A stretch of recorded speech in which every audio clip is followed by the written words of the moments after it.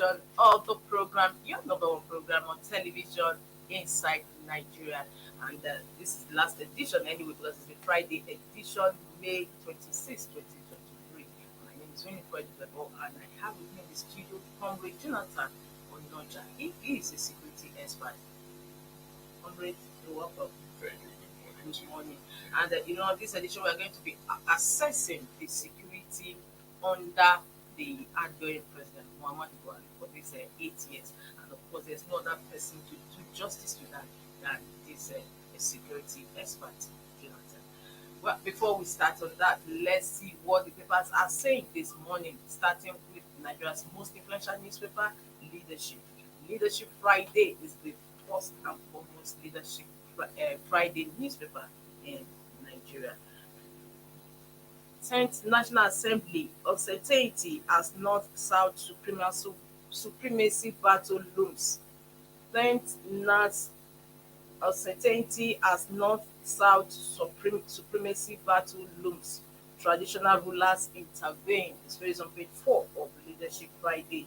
10th National Assembly uncertainty as North-South supremacy battle looms. We have briefing. Malami quizzed over illegal sale of 48 million barrels of crude oil. Africa's economy to grow by 4.1%. And we have history today. We have 3 days to go. Appeal Court fines Owuru 40 million naira over suit against Tinubu's inauguration. 3 days to go. Appeal Court fines Owuru 40 million naira over suit against Tinubu's inauguration. As you can see, we have a bold advert today, congratulatory advert on leadership for the president-elect, Asiwaju Bola Ahmed Tinubu. And of course, it's the same cover advert that is on mostly all the papers today. And before we leave leadership like we normally do, we see the page 3, our stand, and that is the editorial stand of the paper. Regulate political expenses instead. Regulate political expenses instead. That is the editorial of leadership. And today's Friday, May 25th, May 26th, sorry, 2023. And on the back page, we have conversation with Azu, the editor-in-chief of Leadership Media Group. On eve of transition, Nigerian chef cooks up a storm. On eve of transition, Nigerian chef cooks up a storm. We have Ghana Must Go. Presidency releases 55-minute documentary on Buhari's achievements. On Ghana Must Go now asks for NTA viewers. Interesting. So for more on that, you just log on to the website www.leadership.ng. We see this day. Let's have this day. This day says Buhari hands over transition documents to Tinubu. Bestows on him GCFRO, Shetima, GCON. Buhari hands over transition documents to Tinubu. Bestows on him GCFRO, Shetima, GCON. Says he ran good race, finished his course as president. Charges president-elect incoming VP to lead with wisdom, courage, compassion. Reiterates former Lagos governor has experience, capacity to lead country. Tinubu to Buhari, wherever you are, be it Daura or Niger Republic, expect knocks on your door. Says he's aware of the enormous responsibilities ahead of him. Bawa fighting financial crimes crucial to national service. That is on page 42, on this day. And above that, we also have pictures of course, picture of Buhari presenting the president-elect Bola Ahmed Tinubu as captured on in a photo speak on this day. And above that, we have Buhari National Assembly should be independent, decide on leadership. Buhari National Assembly should be independent, decide on leadership. We have health workers commence indefinite strike nationwide over dispute with FG. Health workers commence indefinite strike nationwide over dispute with federal government. That's the story above the masthead. And above that, we have NUPROC signs 7 regulations to push for accurate crude metering, reduce gas flaring. NNPC eyes $2.1 billion gas revenue, executes 5 suites of agreements on OML 130 with Total, CNOOC, others. Still on this day newspaper, let's see what the editorial is on today, May 26th. The editorial is the cost of the paper. Let's see what this day is saying today. It says issues in border security. Issues in border security. Porous borders are posing big problems for the nation. There's hardly any criminal acts and violence in Nigeria that could not be remotely traced to the relative ease with which armed gangs enter and exit through many of our borders. That is the editorial on this day today. From this day, we see the Daily Sun. Daily Sun says 4 days to handover. Again, DSS alleges plots to disrupt Tinubu's inauguration. 4 days to handover. Again, DSS alleges plot to disrupt Tinubu's inauguration. Once against comments, publications that will cause violence. I won't disappoint Nigerians, Tinubu. Buhari confers president-elect highest national honor, says he's leaving country in capable hands. And that is on Daily Sun. Daily Sun, www.sunnewsonline.com. Let's see what the editorial is today in Daily Sun. The editorial is on UBEC's 46 billion naira unutilized fund. UBEC's 46 billion naira unutilized fund. You can find that and more other stories inside the paper as you log on to the website www.sunnewsonline.com. From that, we move over to the Nation. The Nation says, Tinubu, I understand the magnitude of tax ahead. Tinubu, I understand the magnitude of tax ahead. President-elect gets battle of service transition documents. Buhari confers GCFR on Tinubu, GCON on Shetima. President, after a good race, have passed the baton. That is according to President Muhammad Buhari. After a good race, I have passed the baton. And of course, you have the congratulatory advert, cover advert on the Nation, like other papers. Let's see the editorial just before we leave the Nation. Is on Subomi Balogun, a banker of note and reputable philanthropist, goes from 1934 to 2023. Subomi Balogun. From there, we'll move over to Adieu. Of course, their editorials today in on kind of celebrating those that passed on. Sunday Ban, we commend his exemplary leadership at all levels that he served to other Christian leaders. From the Nation, let's see Blueprint. Blueprint says, May 29, again, DSS alerts over plot to subvert inauguration. Makanlangu directs tight security in Amak. Our ways rough, but with faith we shall overcome. Tinubu. Our ways rough, but with faith we shall overcome. Tinubu. Backs GCFR, Shetima GCON. I've run the race and completed my course according to the Gospel of President Muhammad Buhari. Says Asiwaju best of all candidates. Still on Blueprint newspaper, Buhari tax Nakon on welfare. Mass leaves 500 Nasarawa pilgrims. Kwankwaso Tobago shun public funds invest in education. Nigeria Air Sirika laying landmines for Tinubu, says Airlines AON Operators of Nigeria. That is Airlines Operators of Nigeria. Sirika laying landmines for Tinubu, says AON. Terrorists kill over 20 farmers in Zamfara. Terrorists killed over 20 farmers in Zamfara.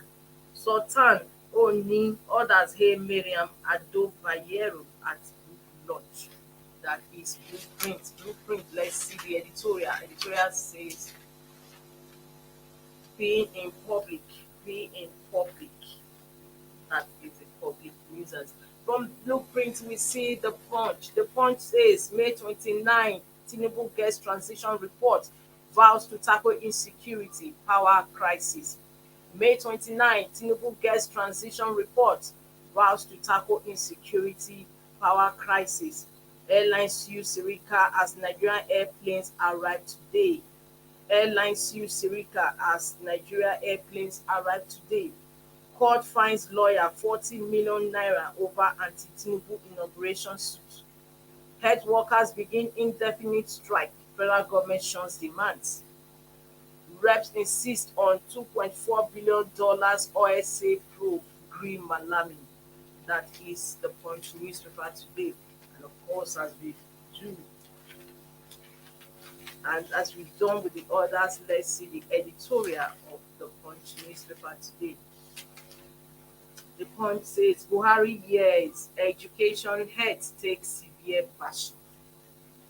Buhari years education heads take severe bashing. That is the editorial on in the Punch newspaper today. You can just log on to the website www.punchng.com to read more on the stories and on the editorial. Vanguard says, I know extent of tax ahead. Vanguard says, I know extent of tax won't fail Nigerians. Tinubu. I know extent of tax ahead won't fail Nigerians. Tinubu. That's the leading story and the only story on the cover of Vanguard. Oh, they actually have two covers. I know extent of tax ahead won't fail Nigerians. Promises headway on security, economy, agri, jobs, education, head power. Buhari confers GCFR, GCON on Tinubu Shetima. Says I run a good race. Time to pass the baton. As Nigeria in safe hands with Tinubu. We will stop any attempt to score to handover. DSS warns. Appeal court declines to stop Tinubu's inauguration. Fines lawyer 40 million naira. Stories on page 35 of Vanguard. And above that, and we have another sub-leading story on that cover. Rate of killings worrisome. Southern Middle Belt leaders. Rate of killings worrisome. Southern Middle Belt leaders. Alleged culpable homicide. Others. Doguwa has no case to answer. Kano government. CJN swears in 39 more judges to handle 2023 poll cases. Health workers begin indefinite strike. Above the man said we have Nigeria Air. Domestic airlines move to stop take-off today. 48 million barrels. Alleged illegal sale of crude force. Malami insists. Nigeria can't be won by words of mouth alone, says Clark at 96. Federal government will award contracts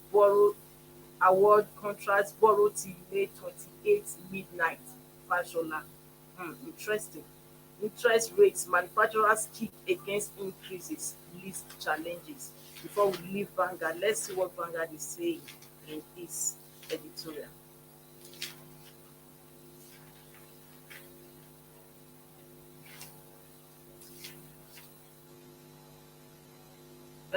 Vanguard's editorial is already saying goodbye to Buhari. It has its title, Bye Bye Buhari.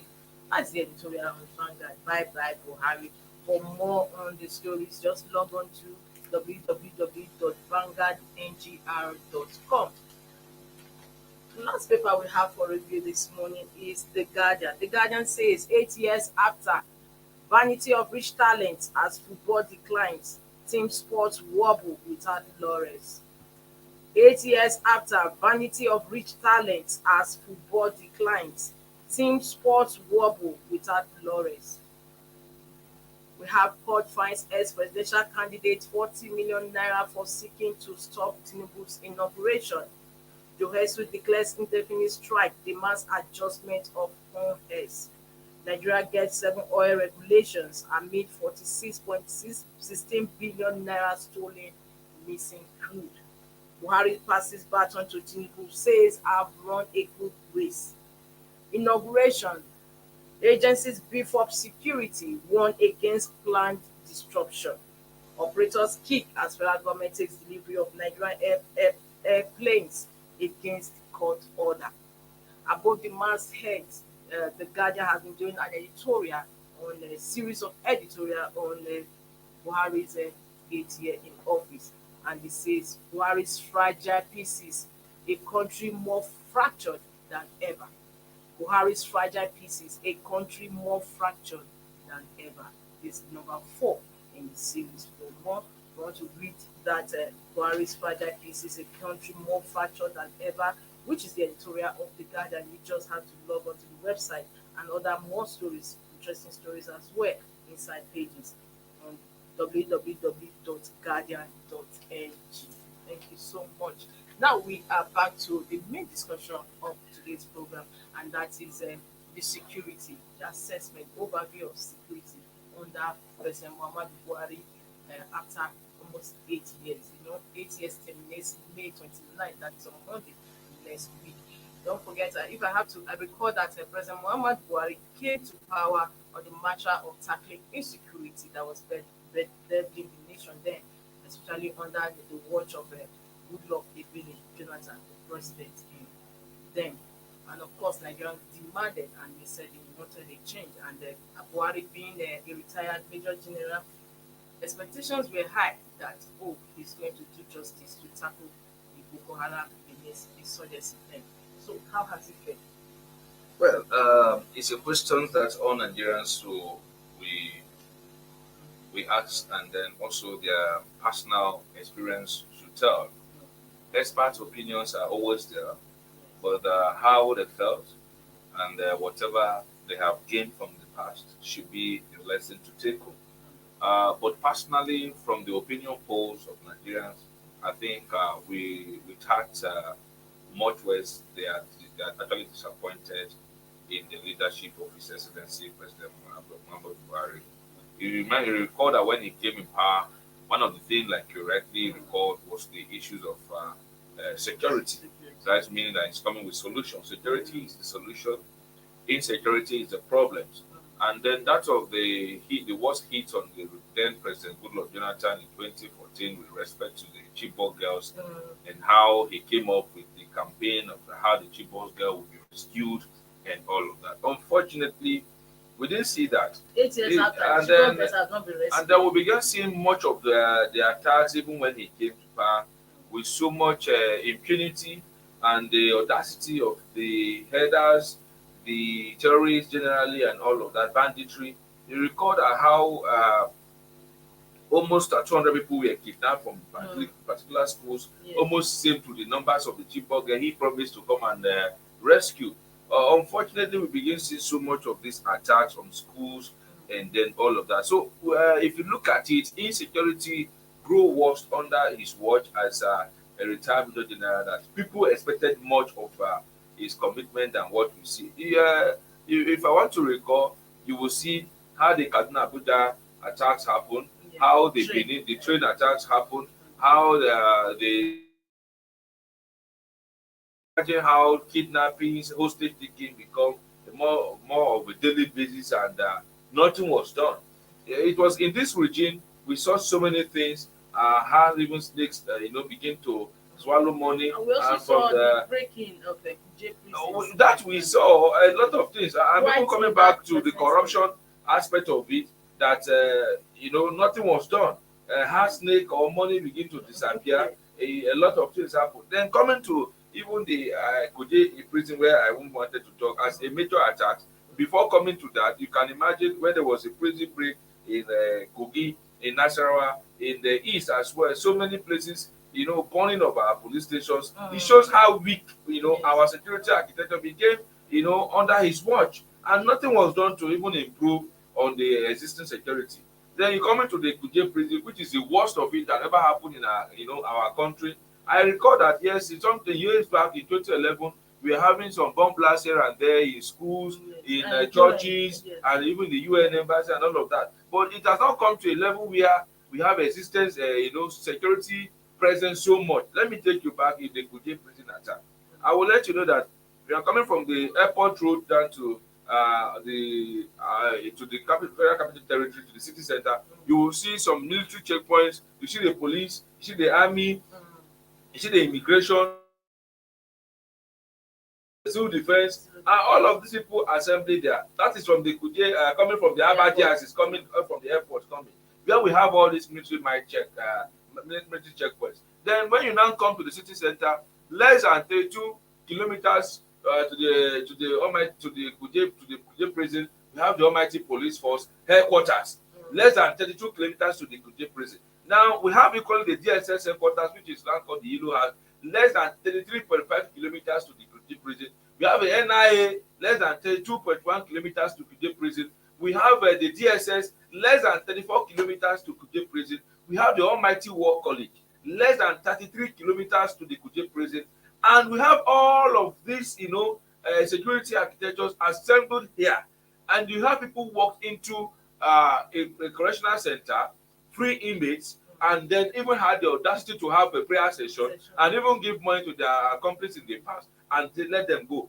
Over 400 persons today is still at large. And just of recent, you recall, just of recent, there was a case of a robbery, and only for them to go to the robbery incident and incident scene, and all they could see was to arrest 2 escapees from the Kuje prison. So you can imagine the looming dangers of having over 400 persons still at large from that correctional center. Then again, you can see how weak we became and how relaxed our security architectures became, because they felt that a lot of things have been compromised. For people to even walk down into the NDA and at the same time to even kill a whole kidnap and kill a colonel. This is to show that we have lost it when it comes to security. And unfortunately, you look at it that our will, there's no will from the executive arm. So I'm just trying to give you an overview of the security issues, operations that we have. We have a national security advisor that is not coordinating.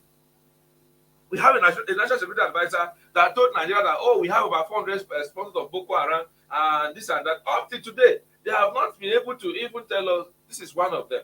They could not name, they could not shape, they could not arrest, they could not prosecute. Then the president came up and said, look, what I want you to do is that at any point you see anybody that is carrying AK-47 that is not authorized, I want you to shoot outside. How many people have been shot? We still have a Fulani that's going on with AK-47 today. We have a country where they say, no cattle should be brought to the federal capital territory. We don't want to say anything. Today, as I was even coming, I still saw on my way coming here, I still saw Fulani that still parading the streets of Abuja with cattle. So what kind of a country do we want to have? Unfortunately, Mr. President has failed Nigerians, and there's no take-home. Whatever they are going to bring as a document to hail Mr. President is not a take-home for Nigerians, because when the impact on your policies does not, does not meet up the standard of or requirement for life, for the standard of living, then you have not done anything. Imagine how our borders was closed for years. What was the essence of the borders when technology have come in place to even have just put the technology, put drones at our border to watch and see what is happening, instead of closing the border, and then the poor Nigerians are suffering from buying the rice of 17,000 naira to 40,000 naira. You can see how life became so hard, and then a lot of things, even see the way because of hardships and all of that, banks have to go on redundancy. Bank staffs have reduced staff, and then before you know, it now also affected the issue of internet fraudsters, where we now have cyber security is not very tight. Then some of these bankers that you have not sacked will now result into street life of what is street hustle, call Yahoo. And that is how some of those bankers begin to withdraw money from people that they have their account details. You understand it? So unfortunately, we lost it. Where even our security of personnel became too compromised, where they were arrested at a point. We saw where some military personnel were even were investigated, and look at it. Today, some of the military personnel cannot be trusted again because they found some money in their account that they cannot even account for, and then at the same time, they had the case of a robbery, and before you know, some military personnel were also accused that they are the one that was involved. We saw how a house in Wusetu was loaded with money, and then before we know, they say no, it belongs to a former chief of staff. Before we know, because we begin to hear that no, it is not Bructa, it is the contractors that own the money. Yes. A lot of this, and today we are not hearing it. Corruption under his watch grows a lot, and that is also another root of insecurity.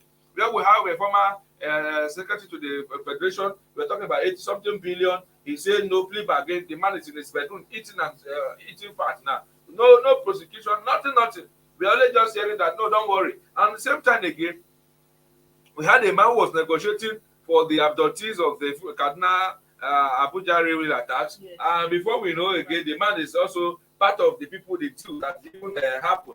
Can you imagine? And then this was the man that was even given a contract to begin to negotiate as a middleman. Yes. Today, they arrested the man. Before we know, we don't know what happened to the back door. They still don't talk about the man again. And then today, we see Harry the man that's living his life as usual. So we have a system that is not actually favoring the Nigerian people under the watch of His Excellency President Muhammadu Buhari. So for Nigerians, there is no take home. But if he's giving himself a self-appraisal, I think it's a failure on the part of his government.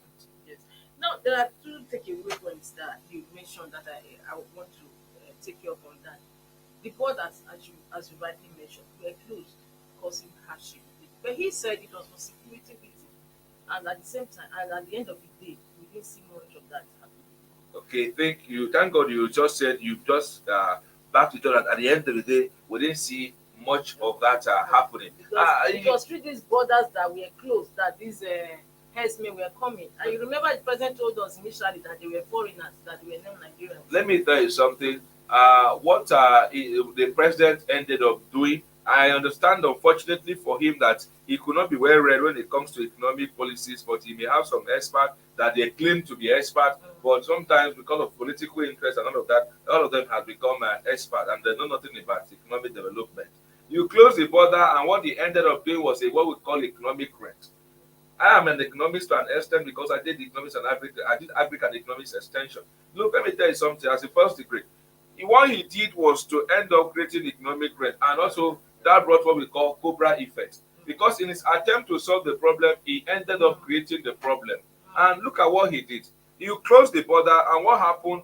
Custom have to increase what we call PAR. I've never seen in this world where you now increase PAR to 100%. So if you were paid 50 million naira for importations of your rice or everything, what happened was that you now make it to 100 million. How did that actually solve the problems? How did that actually added to the issue of economy? So, and then you're not talking about security. Did that reduce the attacks? Did that reduce the issues of insecurity in the country? The answer is no. There's nowhere we have that happening. There's nowhere we see that after the closing of the border, we saw that a lot of things, economic stability was there, and insecurity reduced to 20%. No. In fact, it was even becoming one of the worst that we experienced after closing the border. There's nothing to show that there's anything happening. Our border security is not tight. What you need to do is to deploy technologies to see how the border security can be well tight, and then see a possibility to now begin to control. Because what you ended up doing is inflation. You can imagine that our inflation is about 22%. Yes. So what does that have to do with our closing of border? See, before you close your border, your domestic consumption must be consumed to what is on ground. Our domestic consumption, we don't have enough. Our production is not enough to meet up our domestic consumption. So before you close your border, you must have enough and have reserve. Are you in me? You must have enough to have reserve before you close your border. Otherwise, you are going to end up creating inflation. Because when the demand for our consumption became very high, and we don't have enough reserve, then all we are going to have is what? Inflation. Because before you close your border, you must have seen that, okay, they came up with one policy or one thing I never called the pyramid. Where is the pyramids that we are talking about today? The pyramid is not there. If we have pyramids that is working, or if the rice is sufficient, what is the cost of the mudu of the local consumption, the local rice?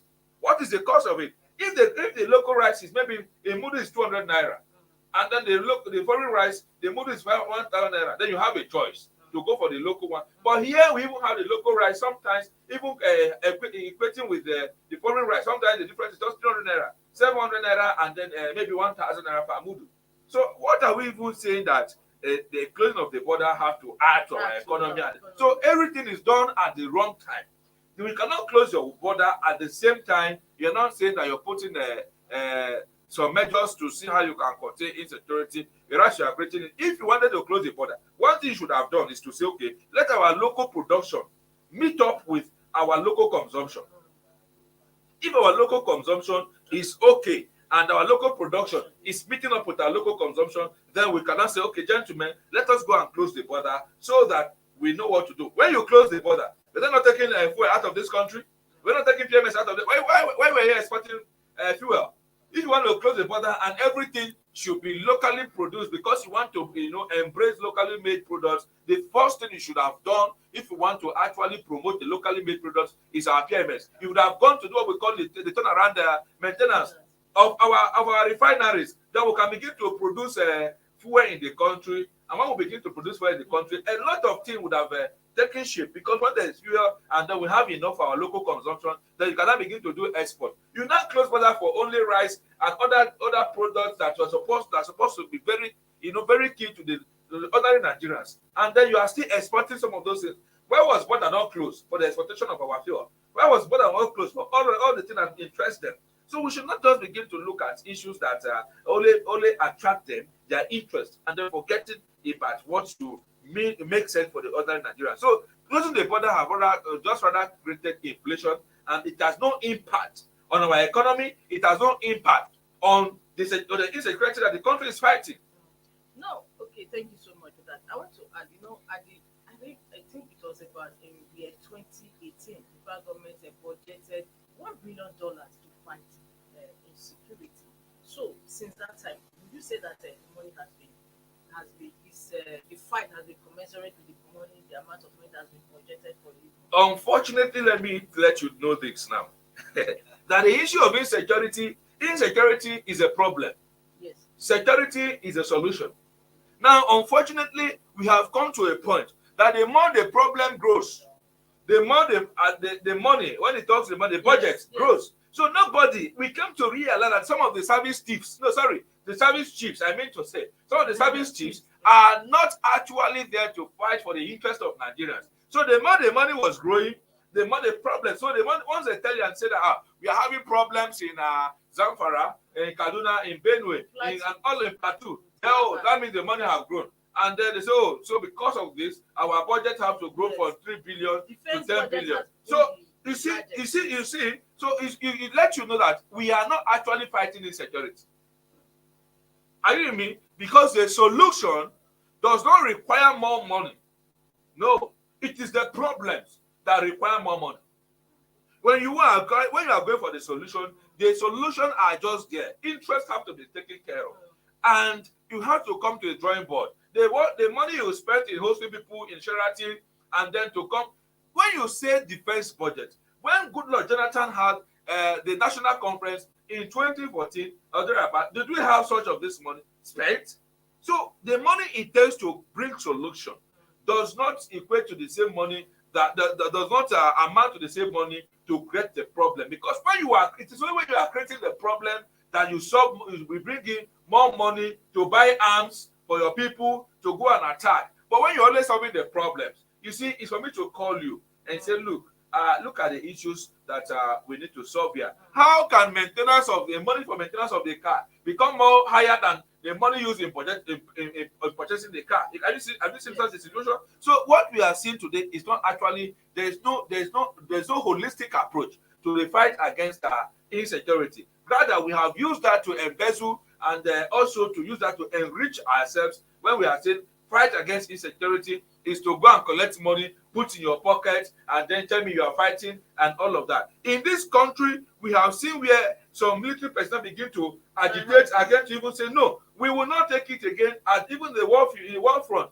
that this general is accused of maybe misleading them, and a lot of things start happening. And they're not paying them their dues.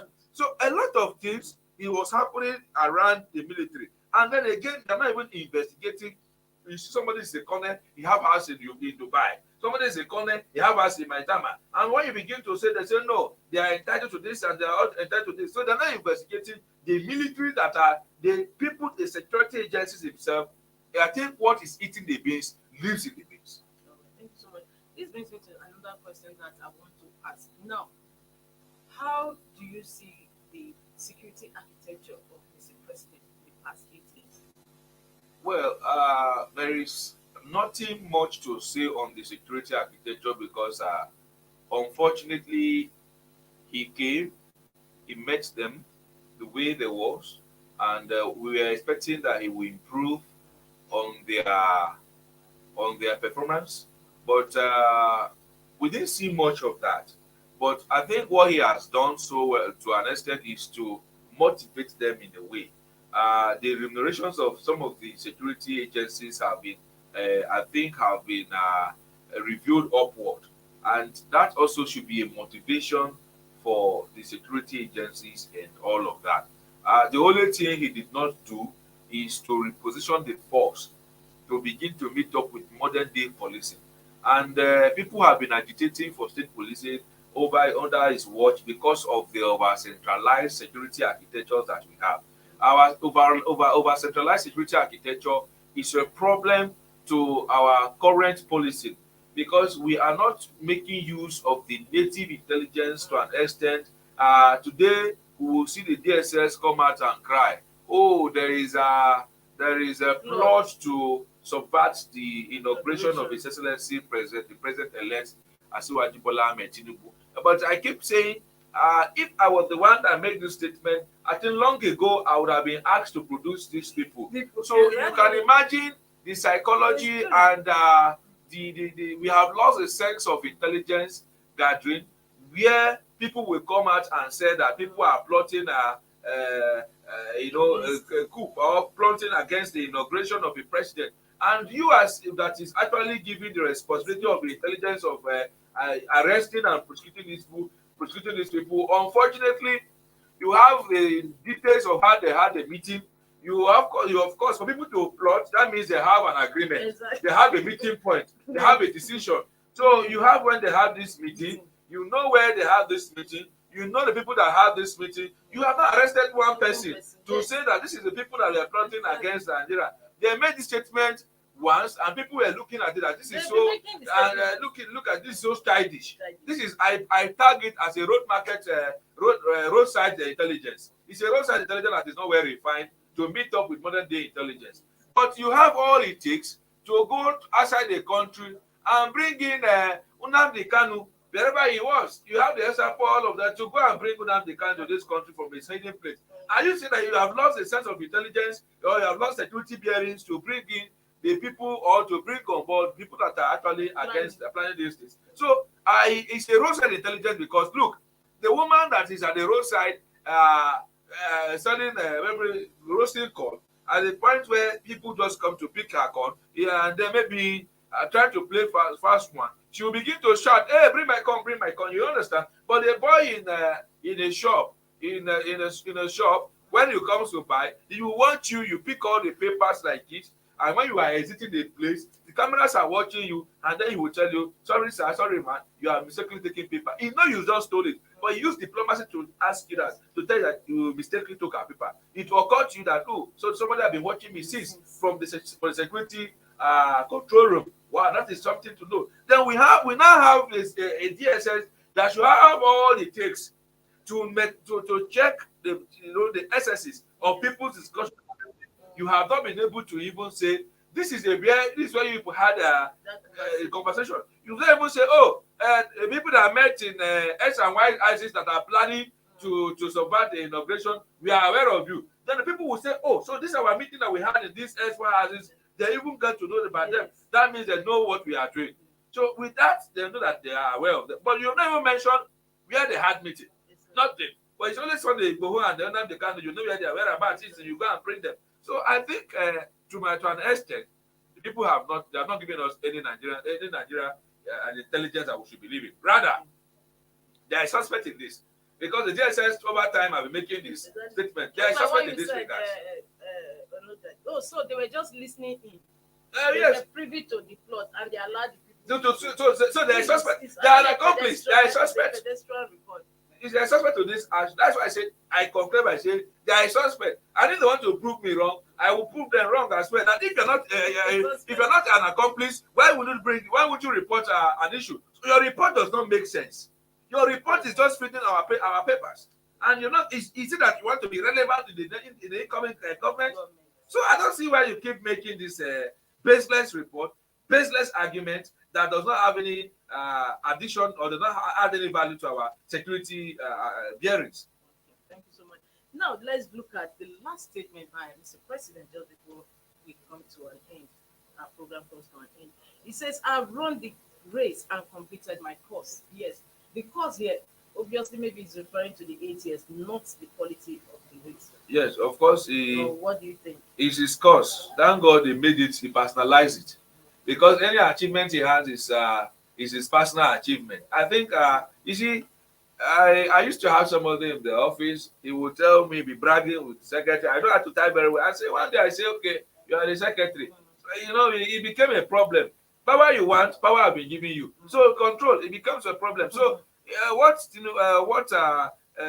Barry is saying is that what he came for, they have given him, and what he wanted to do, he has done it. Yeah. So it does not matter whether he served Nigerians or he did not serve Nigerians, but the cause is personal to him. It is not for the interest of Nigerians. It is not to me. I have not seen the standard of living in the current administration. I have not seen the improvement on our security architecture. I have not seen anything that is enticing. I have not seen the international partnership and the foreign investors that should have boosted our economy. I have not seen the step down of Boko Haram or banditry or terrorism like we had in the past of agitation. Look at the secessionists in the southeast. People are disgruntled. Nigerians are not happy. The Igbos are part of the country, and they say, "Look, we are not happy with this because of the way and manner they have molested their people. Look at the way they are agitating.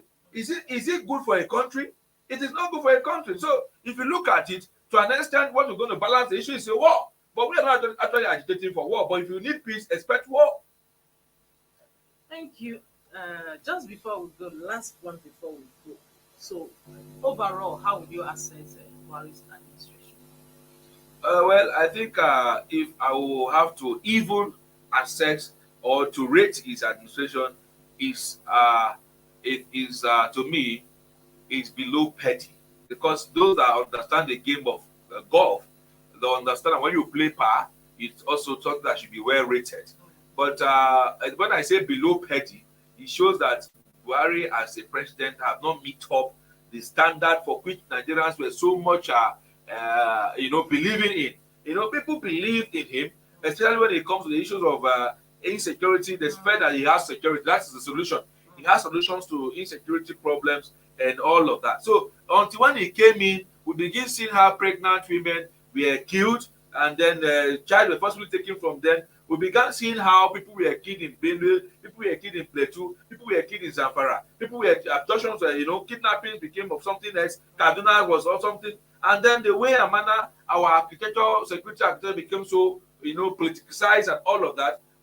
People felt that they are disappointed. So if you ask me to rate Buhari as a president of of Nigeria, I would tell that Mr. President has not been able to earn the title of the commander-in-chief of the armed forces, because a president that earned that title is a president that, when earned that title, will be able to protect the lives and property of the people, and also protect the territorial integrity of our nation and all of that. Because sometimes we hear about the infiltrations of our country and all of that. It shows that there's a man that is not in charge, a man that tells people that I have told one chief to go to Benue. The person did not go. We did not see the person sack. Nothing happened. Head was not rolling. So you see a lot of things happen in his watch, and there was no remedy to solve the problem. So to me, he has performed below Betty and below standard that we cannot hold him to call a president. We can call him a president, which I'm not debating, because in your paper today, somebody that even challenged the inauguration of the excellency elect was even fined 40 million naira. But I am not contesting Mr. President Buhari as a president. I am only challenging that he has not earned that commander-in-chief of the armed forces, because his control over the chief of all the forces were not great enough to control or to solve the problems that Nigerians actually elected him to solve. So to me, he has not earned the title. So he should not go home and tell Nigerians that he has earned the title of the commander-in-chief of the armed forces. He was only a president, but he has not earned that title when it comes to security as the chief commander of the armed forces of Nigeria. Thank you so much. Thank you. It's It my was pleasure. really a pleasure to have you on today's program to give an assessment of President Muhammadu Buhari's 8 years in office and especially in areas of security. Well, viewers, I had with me in the studio a security expert, Comrade Jonathan Onoja. Thank you so much, and I look forward to having you.